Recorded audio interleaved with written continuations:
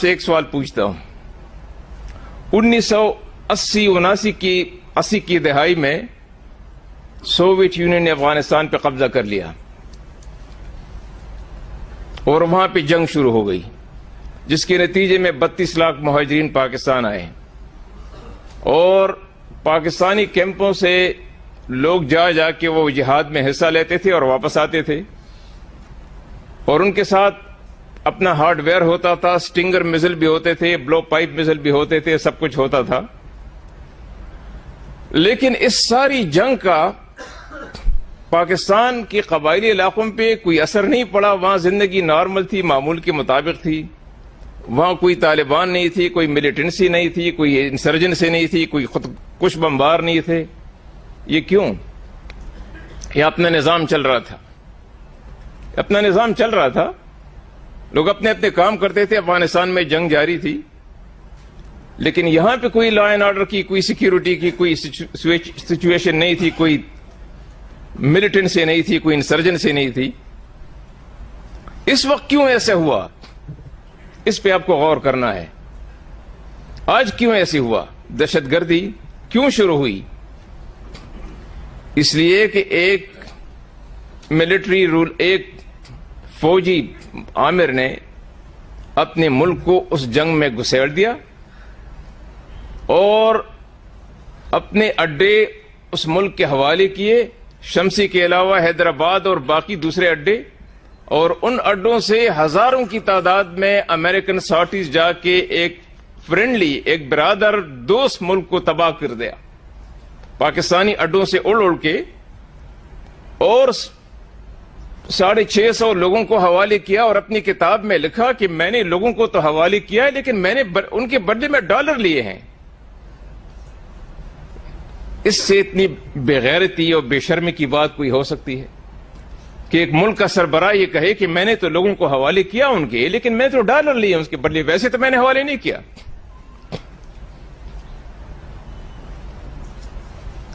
اور ان سے کہا گیا کہ عافیہ صدیقہ کو ہمارے حوالے کرو۔ پچھلے 1000 سال کی اسلامی تاریخ میں یہ پہلا موقع تھا، اور یہ پاکستان کے حصے میں آیا، اس لیے پاکستان بنایا گیا تھا۔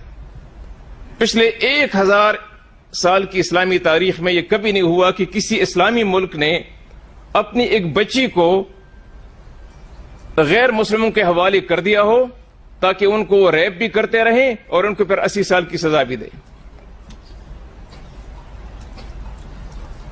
اور میرے پاس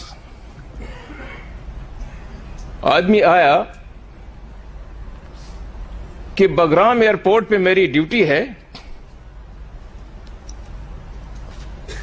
یہاں بڑا وقت گزارا تھا تو میں ان کو جانتا تھا، تو اس نے کہا کہ رات کو ایک عورت کی چیخنے کی آوازیں آتی ہیں۔ تو میں نے اسے کہا کہ اس کا پتہ لگاؤ کہ عورت کون ہے، پاکستانی ہے، افغان ہے، کوئی اور ہے۔ تو وہ پھر میرے پاس آیا کہ وہ پاکستانی لگتی ہے۔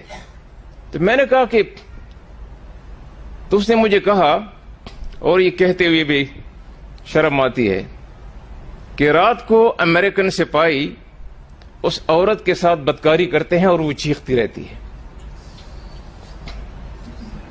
اور یہ بات میں نے یہاں پہنچا دی۔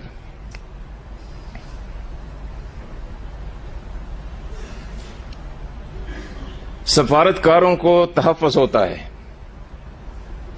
لیکن ایک سفیر کو، افغانستان کے سفیر کو پکڑ کے ان کے حوالے کیا گیا۔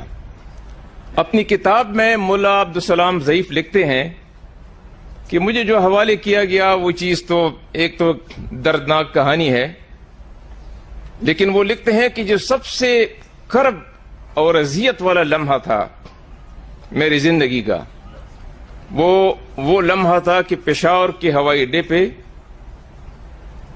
مجھے امریکنز کے حوالے کیا گیا۔ انہوں نے ان افسران جو مجھے لے گئے تھے، اور وہ سینئر افسران تھے، ان کی موجودگی میں انہوں نے مجھے برہنہ کر دیا، میرے ہاتھ باندھے ہوئے تھے، میرے شلوار قمیص دونوں اتار دیے اور اوپر مجھ پر چڑھنے لگے۔ اور وہ دونوں افسران دیکھتے رہے. اس کے لیے پاکستان بنایا گیا تھا اور وہ دیکھتے رہے.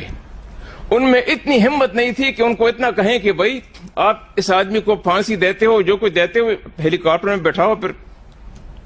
لیکن ہمارے سامنے ان کی یہ بےعزتی کس جرم کی پاداش میں؟ ایک سفیر, کبھی کسی سفیر کے ساتھ ایسا ہوا ہے؟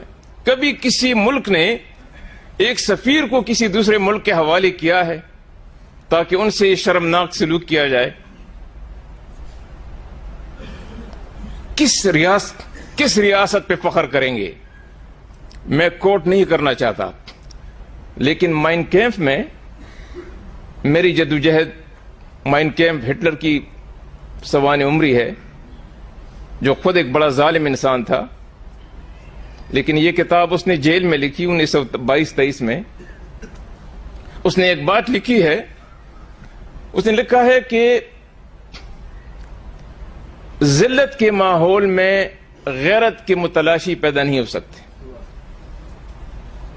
ذلت کے ماحول میں غیرت کی متلاشی پیدا نہیں ہو سکتی.